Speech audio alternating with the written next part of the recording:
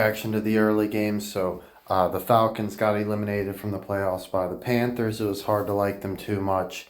Once Cousins wasn't their starter, it killed any sort of Vikings revenge narrative. Plus, they already had that matchup.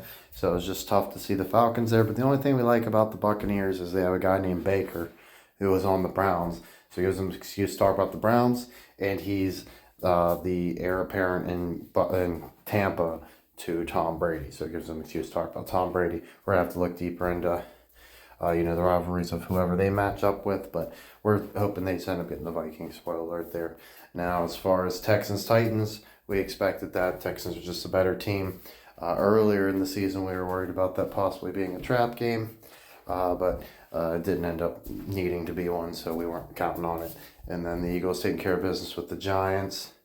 Let's see, Colts winning in overtime over the Jaguars. I mean, exciting game, but who ultimately cares?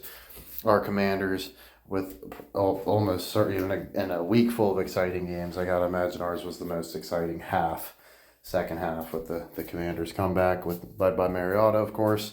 Bears upsetting the Packers. Surprising, but this doesn't feel like traditional Packers team. I'm not worried about them in the playoffs at all. I know they won a game last year, but I don't know. We'll have to get deeper into them another time.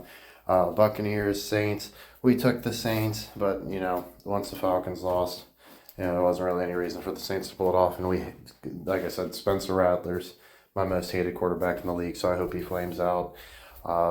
Patriots upsetting the Bills. I guess the Bills didn't really have anything to play for, but still. Oh my gosh! No way! Do you know what that means? That's huge for the Browns pick. We've got to have a top 2 pick now. We got to be number 2 behind Tennessee. Man, I kind of wish Tennessee would have won now. So now we're only drafting behind Tennessee. And we got the Browns-Tennessee connection. That's pretty cool. Raiders with an early lead over the Chargers. I don't think that's going to hold. It's not even a touchdown lead. Niners-Cardinals. Don't really care too much. Like I said, just give me the Cardinals for the sake of it this season. Broncos up 14-0 on the Chiefs. Well, that's not good for our Bengals, but yeah, of course, they're going to start with the lead. Coach really thinks the Chiefs are going to pull that one out, although they might go up 17-0 here. It's 4th and 1. Hopefully they go for it and don't get it. Seahawks, Rams. We want the Rams. Well, I don't know if them losing drops them. I think they can fall. Because that's the thing, is we want to match up with the Rams in the first round. And as of right now, that's what's happening. So I don't know if we need them to win or lose. I imagine a loss would be fine for us. So I guess we're Seahawks fans today. Let's see, Dolphins in the Jets. They're up 6 points. I took the Jets mainly just for fun because I want the Bengals to get in there, and I don't know if maybe the Dolphins have like a tiebreaker or something. Vikings, Lions. I'm going with the Vikings. We saw the thing about them selling tickets. You know what I mean? Or buying tickets and selling them at a discount, so there'd be more Vikings fans that are there to offset the Lions' home field advantage. And if the Lions lose, it's a flip of the Browns' record, which was my greatest fear. I was like, well, this year it's either going to be them matching up in the Super Bowl, if they're going to have a flip record, that means the Browns are going to be horrible.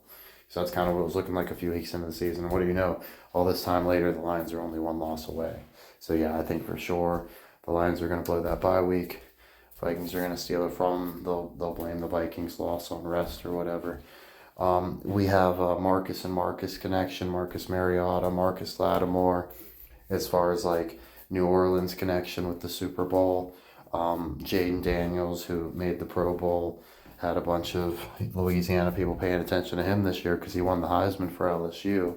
And then, of course, Marcus Lattimore was probably the most beloved Saints player who's going to make a big impact in the playoffs, hopefully. So that's what Coach has for you this time.